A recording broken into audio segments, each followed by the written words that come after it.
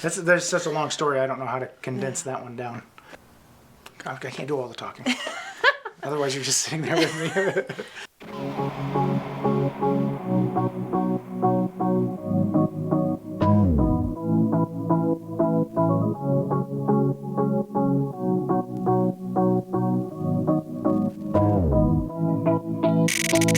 We're Tyler and Amy Maxwell. We have 3 children, Emma 14, Maddie is 12, and Caden is 9. We've been serving in Nairobi, Kenya for the last 6 years, working with street boys. So a street boy is a boy or a young man who lives out on the street. These boys have no place to live. They scrape for their food. They look through the trash for recyclables to sell, to buy things. And they're really shunned by the community. The community thinks that they are the least of the least. There's an estimated 100 million street children worldwide.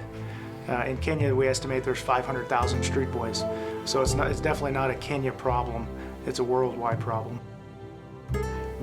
So one of the biggest struggles that we have with the street boys is their addiction to glue. It'll be in a little plastic bottle and they'll put it up to their mouths and sniff it. It just gives them a release, an escape from what they're having to deal with out on the streets.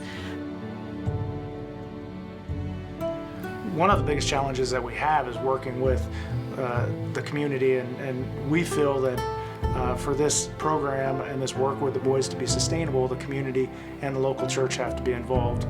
The community looks at the boys as they're basically the most marginalized group in Kenya. They're the lowest of the low. And the politicians will actually say we're going to clean the streets, and after they're elected, they ship boys off. They'll take them by bus to other cities. In fact, in the early 2000s, like I told you yesterday, we've got 4 staff that were on the streets, and in November we had about 50 of our boys disappeared one night, and we were scrambling to find out where they went, because in the early 2000s the police actually picked them up, took them out, and poisoned them and shot a lot of street boys. And it was never in the news, but our boys knew about it because they were on the street.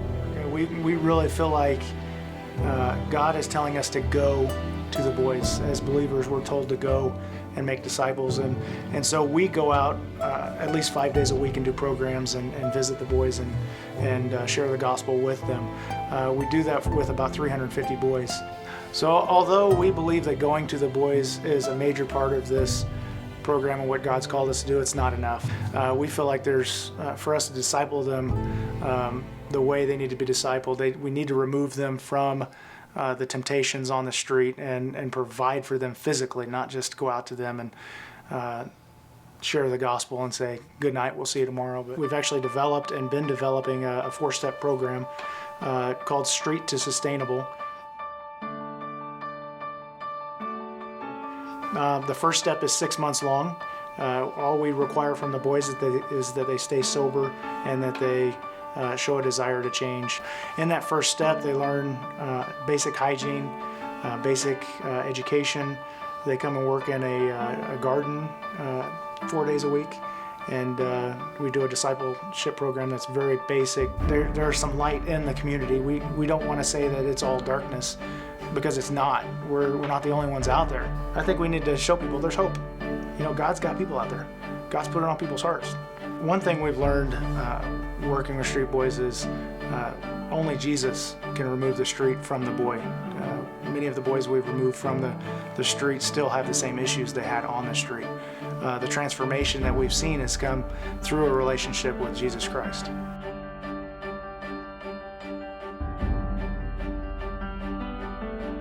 And so the first step of the program is 6 months long, and it's just to help them adjust to living off the street in a room. They then go into the second step, where they go into a more advanced discipleship program where they have to give back. Every week they do community service. They have to take a younger street boy and mentor a younger street boy. They learn how to tell their testimony. They also learn how to do Bible studies with the larger group of boys. So you might see one leading a Bible study with 60 boys. So on Wednesday Thursdays, we're able to do an art class with the boys, and so it's just an opportunity for them to be creative, and they can be heard in that. Somebody sees something that they accomplished, and they feel accomplished. Nobody ever sees or hears them usually out in the community, so art's a really big piece that they're able to just express themselves for once, and somebody's listening. So the third step is where we try and further their education how they would like, so whether that's at a trade school or a university of some sort.